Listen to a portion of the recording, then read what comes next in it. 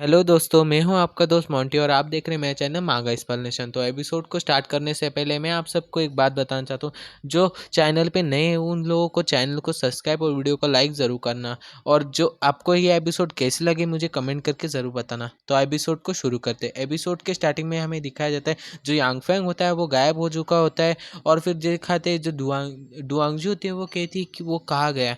और जो यान्यू होती है वो कहती है कि क्या क्या वो मुझे ज़ॉम्बी बनने के लिए छोड़ के चला गया।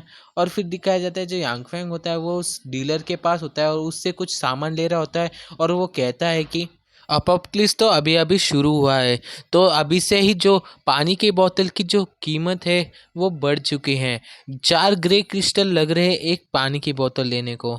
और फिर वो पानी की बोतल और कुछ सामान लेता है और कहता है कि मैं बहुत ज़्यादा लकी हूँ क्योंकि मेरी अंगूठी मुझे इन सामानों के ऊपर थोड़ी सी छूट दे सकती है। और मुझे एक लिक्विड चाहिए जिससे मेरी लेवल अप हो सके। और एक पानी की बोतल भी ले ली मैंने। फिर हमें उस डीलर को दिखाया जाता है जो सामान देने के बाद जो यांगफैंग होता है वो कहता है कि मुझे 44 ग्रे क्रिस्टल देने पड़े और मेरे पास सिर्फ 60 ग्रे क्रिस्टल ही बच चुके हैं। और फिर वो जो लिक्विड होता है उसे लेता है और पीता है और कहता है कि मेरी पिछली ज़िंदगी में मैं अपोक्लिप्स के वक्त ताकतवर नहीं हो पाया, इसलिए मुझे जीवो के टीम में जाना पड़ा। उसकी वजह से मैं जो अंगूठी की पूरी क्षमता को यूज़ नहीं कर पाया और मैंने अपने पूरे परिवार को मरते हुए देखा। और इस बार मेरे परिवार को कोई चोट भी पहुंचाने की जो कोशिश करेगा उसे मैं मार दूंगा। और इसी लाइन के साथ हमें दिखाया जाता है जो यांगफैंग होता है उसके अंदर से कुछ एनर्जी निकलती है। और फिर दिखाया जाता है जो यांगफैंग होता है वो फर्स्ट लेवल तक पहुंच चुका होता है। फिर हमें दिखाया जाता है जो यांगफैंग होता है वो अपने रिंग की ताकत से जो बोतल में से पानी होता है उसमें कुछ कर रहा होता है। और फिर दिखाया जाता है वो कहता है कि मैं यान्यू और डुआनमू पे भरोसा नहीं कर सकता, मैं उन्हें रिंग की ताकत के बारे में कुछ भी नहीं बताऊंगा।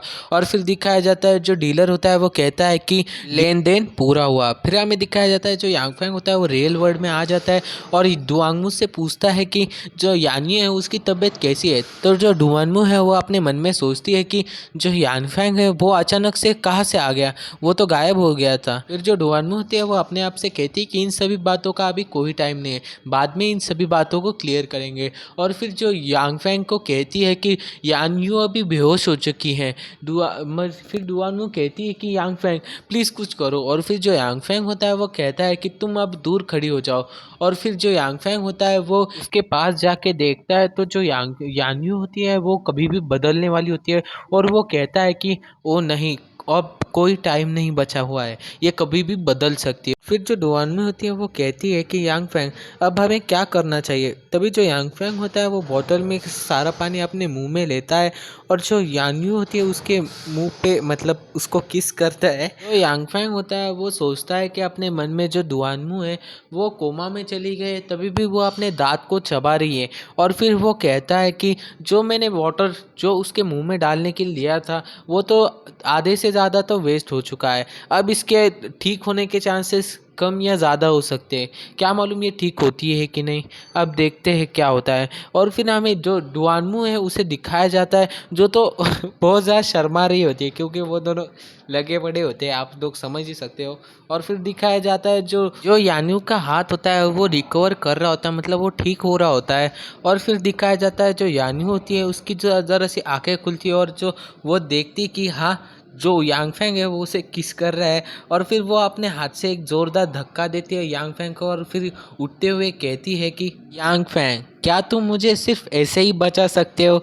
और फिर जो यांगफैंग होता है वो कहता है कि अरे तुम कोमा में थी और तुम दवाई कैसे लेती, तो आप ये लो और पूरी दवाई पी लो। और फिर दिखाया जाता है जो डुआंगमू होती है वो उसके गले पड़ के रोने लगती है और कहती है कि यान्यू अगर यांगफैंग हमारे साथ नहीं होता तो तुम एक ज़ॉम्बी बन जाती और मेरा क्या होता।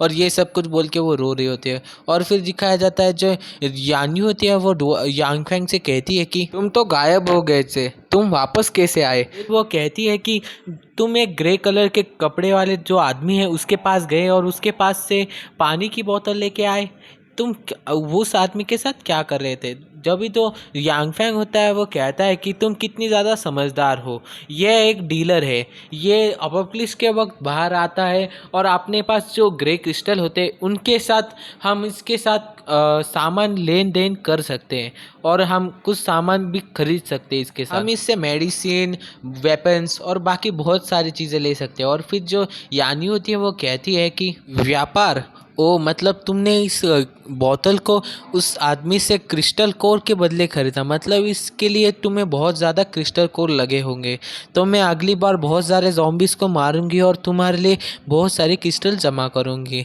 फिर जो यांगफैंग होता है वो कहता है कि आप लोगों की वजह से मेरा बहुत ज़्यादा टाइम यहाँ पे वेस्ट हुआ है, हमें यहाँ से जल्द निकालना होगा।